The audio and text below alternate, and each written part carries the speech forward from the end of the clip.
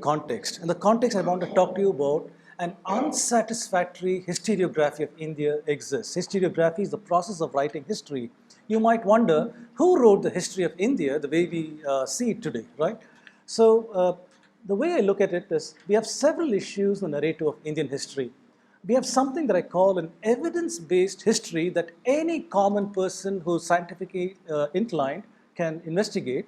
And there is a questionable narrative of Indian history that has been enforced in NCERT, enforced in our textbooks, enforced in our constitution, in our laws, in our popular media, everywhere it enforces this.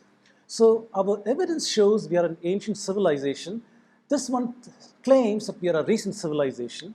We can show that we are indigenous, similar people. However, they tell us that we are Aryans, Dravidians, and tribal people. I'd like to point out to you that in India, the word Arya has always meant a noble person. It's an honorific. As an example, Dushasana is an Anarya for his role in disrobing Draupadi. So we always refer to Arya as a noble person, honorific. However, the colonial people made this into a racial category. The English word Aryan became a racial category, people from Central Asia, completely against everything this civilization has known. Similarly, Dravida is a Sanskrit word that refers to the southern part of India. So you find the word used several times in our history. For example, Varahamihira, he refers to Dravida. Kumarila Bhatta in Tantravartika, he refers to Dravida. Adi Shankara, he says, I'm a Dravida Sishyu. So we got several usages of the word Dravida in a geographical sense. However, the missionary Robert Caldwell, he made this into a racial category, inventing the word Dravidian. So he said Dravidian is a racial category. So you see, the fraud has been played on you for a very, very long time. And today we unquestioningly take this, whatever has been indoctrinated in our minds, and we continue with that. But this is the evidence that shows that. They say that we got our knowledge with input from Babylon and Greece, but we can show that India is an ancient civilization. In line with that, we have got huge developments of knowledge systems.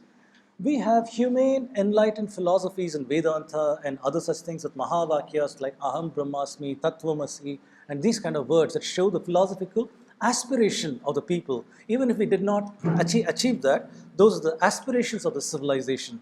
But they tell us that we are aggressive, uncivilized, inhumane philosophies. These are the kind of narratives put on us, and so on. A whole lot of problems are there.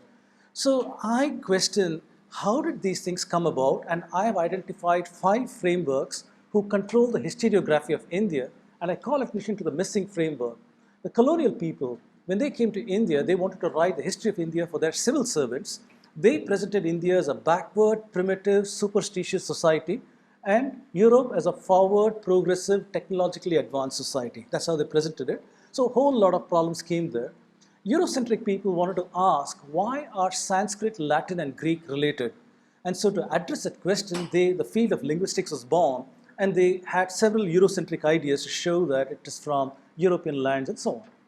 Wherever colonial people were there, missionaries were not far behind, so they wanted to convert the southern Indian to Christianity. They first landed up in the south, and so a lot of their translations of Indian works, things like the Puranas, H.H. Wilson, things like the Vedas, Griffith, and others, their translations are motivated by a certain way of presenting Indian works as backward, superstitious, primitive. They ignored the metaphoric content.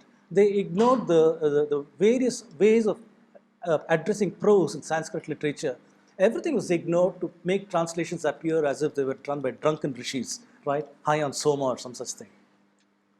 Then since 1947, we have inherited Nehruvian socialism in the country, and that too has come with a set of biases.